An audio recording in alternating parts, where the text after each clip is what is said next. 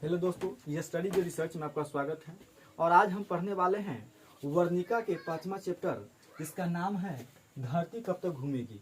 यह एक राजस्थानी भाषा में लिखा गया है और इसका जो लेखक है सावर दहिया जी हैं। इनका जन्म 10 अक्टूबर 1948 में होता है जयपुर में, जो बीकानेर जयपुर में है। ठीक है, इसका अनुवाद स्वयं लेखक सावर दहिया ने ही किया है। ठीक है, और यहाँ पर देखते हैं यह तो एक राजस्थानी भाषा में है। अनुवाद का मतलब क्या होता है, यह एक राजस्थानी भाषा में, जबकि हमारे बुक में क्या मिलता है, यह हिंदी में। और इसको हिंदी में ट्रांसलेट किया किसने, उसको हिंदी में अनुवाद किया है सावर दहिया ने।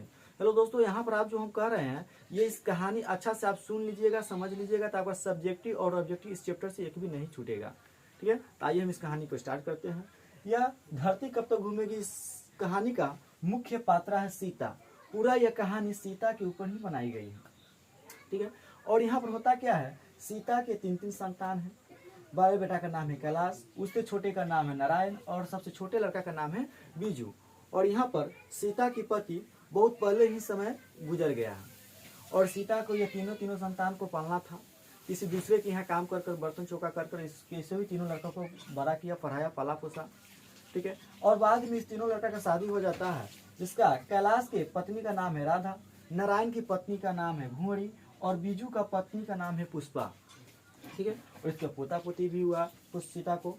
और यहाँ पर देखते हैं सीता, समय बीतते गए, हालात भी बदलते गए, और सीता को सही समय पर खाना भी कोई नहीं दे रहा था।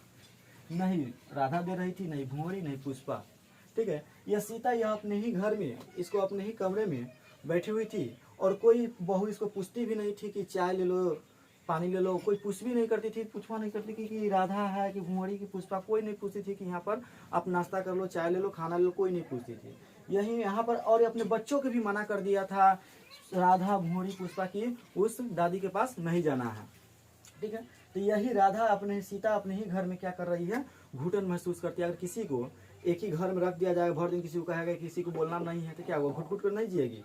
इसीलिए सीता अपने ही घर में घुटन महसूस करती है। एग्जाम में यह पूछता है कि सीता अपने ही घर में घुटन क्यों महसूस करती है, उसका यही जवाब होगा कि सीता के 3 लड़के हैं, तीनों बहुएं भी खाना नहीं देती हैं, और उसके पोता पोती भी उसके पास नहीं होती, इसीलिए सीता अपने ही घर में घुटन महसूस करती है। और यहाँ पर होता क्या है, राधा भुवरी पुष्पा की तो किसी को खाना तो देता नहीं कि तीनों मिलकर सीता को।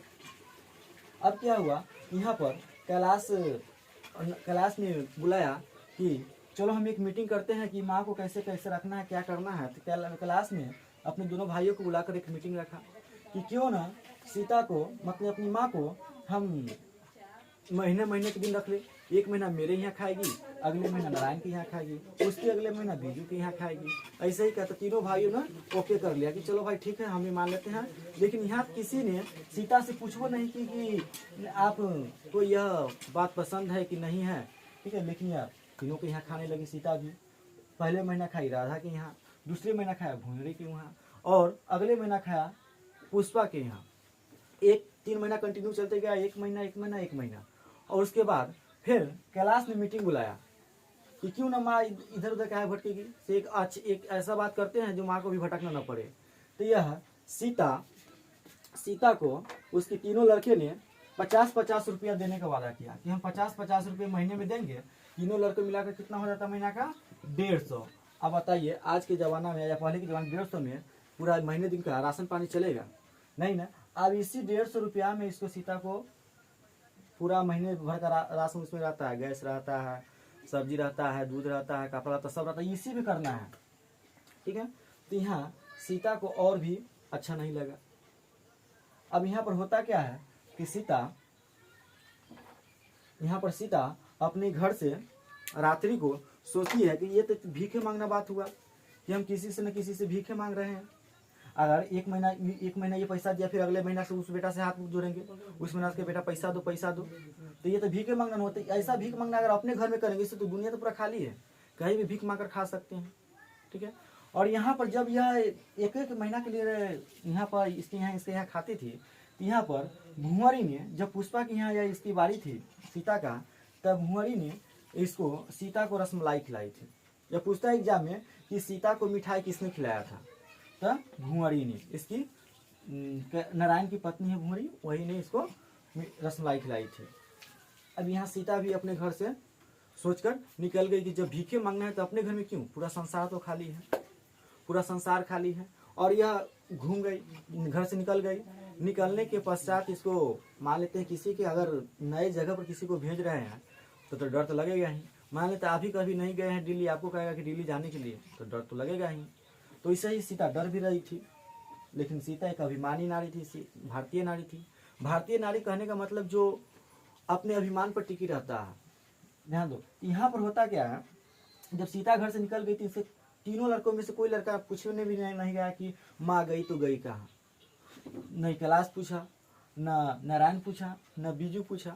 और यही सीता अपने घर से निकल गई और निकलने के बाद रास्ता में सोचती है, हे भगवान, आखिर माँ कहाँ कहाँ भटकेगी, किस किस दरवाजे घूमेगी। इसीलिए लेखक ने इस चैप्टर के नाम में रख दिया धरती कब तक घूमेगी। यहाँ लेखक ने इस चैप्टर के सीता के तुलना किया धरती से। धरती तो घूम रही है, वैसे भी सीता में मतलब कि माँ, जितनी सारी माँ है वह तो घूम रही है, भटक रही है। तो वही लेखक ने इस चैप्टर का नाम दे दिया कि धरती कब तक घूमेगी। इससे पूरा सब्जेक्टिव और ऑब्जेक्टिव पूरा क्लियर हो जाएगा दोस्तों। ठीक है, कहानी को सुनिएगा। गाड़ी लास्ट कनेक्टेड है ना, कनेक्ट